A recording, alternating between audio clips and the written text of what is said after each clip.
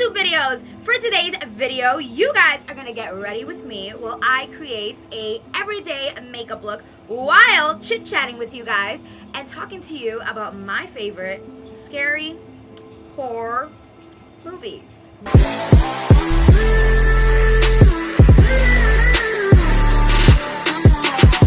So first of all, I want to start off by wishing everyone a happy new year, happy 2021. I wish you guys health overall in all of 2021, love, happiness, peace of mind, and a lot of success. Well, without further ado, let's get straight into today's Get Ready With Me. So for today's video, like I said, I am going to be doing an everyday makeup look for you guys with some lashes, you know, to add a little bit of drama to it. And I'm going to be talking to you guys about my favorite scary horror movies. I am a sucker for, you know, a good scary horror thriller suspense movie, and I'm also a really big critic when it comes to movies. I always say I feel like I can be one of those Rotten Tomato judges. I mean, I don't even know who really judges that. So let's get right into this makeup look. So the first movie that I absolutely love, and I did see it in 2020. I think it came out in 2016. Most of you probably heard about it. Some of you probably watched it, but I never did until like 2020. I don't know why. Is The Autopsy of Jane Doe. I really liked the movie. I felt like it was scary, realistically scary. It got rated an 87 on Rotten Tomatoes. And if you guys don't know what Rotten Tomatoes is, it's a place where people rate the movie, and it tells you, you know, how good or bad the movie is, how the critics rated it, and also how the audience rated it. So that's very important. If you get if the movie gets rated really good on Rotten Tomatoes, then it's just highly recommended to watch. But I have watched some movies that got rated like 98% that to me sucked, and then I've watched other movies that got rated like literally a 30% and they were amazing. White Chicks is a movie, obviously not scary, but it's a movie that got rated, I think, like a 30-something% on Rotten Tomatoes, not sure, something like that, in the 30s, 40s, and to me, it's a classic, it's a great movie. So that's why I don't always like to go by that, but most of the time, I do. The movie is about, without giving too much away, a father and a son who are doing an autopsy on this girl. And when you guys do watch the movie, I'm just going to not give you guys a spoiler, but just let you guys know, because it's also something I was wondering throughout the entire movie. Is the person that they're doing the autopsy on, is it a real person or is it a mannequin? And I had to look it up because I was like, whoa, that can't be a real person. Well, it is a real person.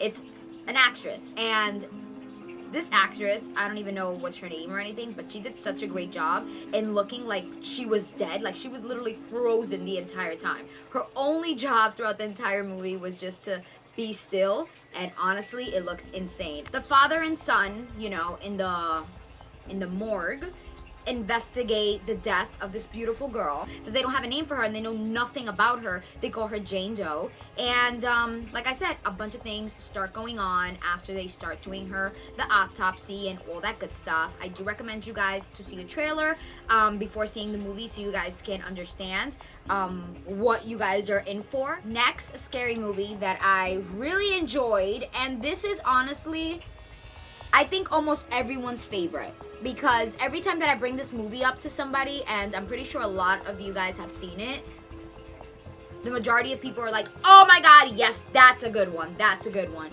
I haven't really heard anyone say, oh my god, that movie sucked or anything. I love The Conjuring, the 2013 film, because I think there's like 3 other Conjurings, but that one has to be my favorite. Everything made sense. It was so scary. Without giving you guys any spoilers, the movie basically is about this family, I think back in the 1970s, I believe, or 1980s. I think it's 1970s. You know, I'm just saying this stuff from the top of my head, from what I remember. But they move into this house and things start going wrong in the house. A lot of weird things start going on. Ed and Lorraine are husband and wife, and they basically solve all these paranormal cases and have been solving them since the late, whatever, by the way, saying this stuff from the top of my head, like, all the 70s and the 80s, they were solving all these weird cases. They also solved, for example, the Annabelle one, which is also a true story. And in their basement, also true story, they do have like a bunch of haunted possessions and stuff that have to be like locked in and have to be like holy water has to be thrown on each of these things like every so often. I think it was once a month, because I did see a few interviews with them, but they really did exist. And a bunch of these movies that I think his name is James Wan. A lot of the movies that James Wan has created has been with Ed and Lorraine, and basically them, you know, solving their cases and things like that. It's basically cracking a case that they did back in the 1970s or whatever, where this family looks for them and they tell them that a bunch of things is going on and please help me and blah blah blah, and then, you know, they help, I guess, solve what's going on. But in the process of solving, a lot of creepy, scary things occur that makes the movie so great. Next movie, next classic favorite is Insidious. Probably you guys have watched it, and it's about this family that moves into this house, and then things start going on to one of the little boys, one of the children of, you know, the main characters. Something starts going on. They don't understand what's going on to him. Basically, they keep saying he's in a coma, but it just doesn't make sense. It's like he's alive, but he's not alive. And a bunch of things happen within finding out, you know, what's going on with the kid. They find out a lot of things and what's actually going on with him and the house and everything, which that is the creepy part. Next movie is a 2020 film that I got recommended, and it's on Netflix. And the movie is about this family, a mom, a dad, and a son. And the son basically hears things around the house. Now, this family continues to move from place to place to place because the dad is like an investor or something. He basically like flips property. He buys it, and then he moves his whole family into the property while he's reconstructing the entire house so that he can sell it, and then he'll move into another property, and then he'll reconstruct it and he'll sell it, and he keeps doing like that. That's how he makes his money. So he moves into this specific home. In the beginning, you know, there's a lot of build up as to what's going on, but the end of the movie is such a great plot twist. Like everything makes sense, and I love that. I love when I can see a movie and I'm like, no way. So I just looked it up, and the movie is called Don't Listen in English, but in Spanish it is called Las Voces, which is the same thing, and it is a Spaniard movie. But it did get rated on Rotten Tomatoes of 50%, but I liked it, and I think that it was a great movie, and it was well directed, and it was, everything made sense. Next scary movie that I like, which is also a very, very common one. Like I said, a lot of these movies, probably you guys have heard of it, maybe haven't watched it or did watch it. And if you guys did, let me know your thoughts on the movies that I'm mentioning, if so. So the next movie is Annabelle, but this is Annabelle Creation. So there's a few Annabelles, and there's a few, you know, like parts to Annabelle and stuff like that. My favorite one is Annabelle the Creation. So the first part to the Annabelle is Annabelle the Creation. That's what you should watch first, and the second one should be Annabelle. But the way that they made the movie was, you know, the opposite. It was like Annabelle first and then Annabelle the Creation. So then after you saw the second movie, you understood things that happened in the first movie, because it should have been, you know, like the other way around.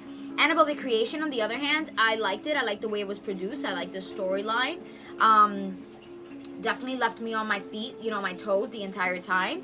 And a lot of the things, you know, made sense. The movie is basically about this group of like orphanage, you know, girls that are in an orphanage. They're in like in a, I guess, Catholic, you know, orphanage kind of thing. So they're just waiting for people to adopt them, and they end up getting a new home. And weird things start occurring in the new home. Not because their new home is haunted. And by the way, the home that they ended up going to is somebody else's. It's it's a couple, an older couple, who they allowed the girls until they, you know, get adopted or whatever. By the way, pause real quick on the whole scary movies. I am going to now apply my false lashes. You do not have to apply false lashes. Obviously, you can just apply some mascara and be on the go. But I'm going to apply some lashes because I want a little more, you know, ratata kind of look. Even though this is pretty simple. Yes, simple, because even though I'm getting ready with you guys and I'm talking to you guys, this that I'm doing would normally take me 9 to 11 minutes. And I am going to be using my Evette Santos lashes. The lashes that I'm going to be wearing today is Hollywood. I did come out with 4 different styles, from most natural to most dramatic.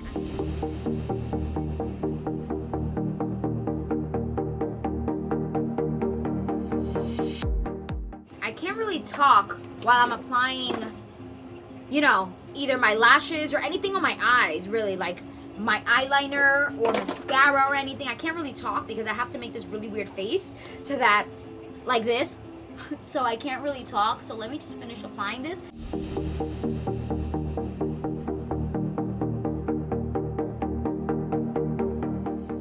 I do have one more movie. Let me just put on my setting spray. Anyways, I do have one other movie. You guys will have your own thoughts on this. Like, not everyone is gonna say, oh my god, I love it, you know? But to me, it's a classic, and that's why I'm just gonna add it in here.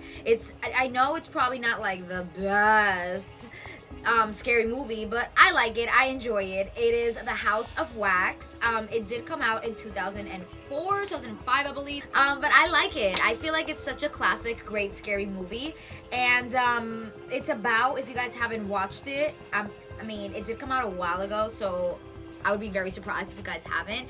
But it's just about, you know, it's like the typical scary movie where, not really the typical, but you know, kind of the typical scary movie where it's a bunch of kids, they go out camping, and then just things go wrong from there, and they end up going to a little town. You know, things occur in the middle of it. I just don't want to spoil it for you guys, but they end up going to a little town to find help, and then they find out that just like everything's weird in that town, to not give you guys too much details. Well, this is the final makeup look. I hope you guys enjoyed this get ready with me, this chit chat, you know, letting you guys know which are my favorite scary movies. Guys, please let me know down in the comment section your thoughts and your recommendations for any scary movies that you guys think I should watch, and let me know if you guys want to see more get ready with me, and what other looks would you guys like me to film in a get ready with me, and what would you guys like me to talk about as well. And I'll see you guys in my next video. Bye guys.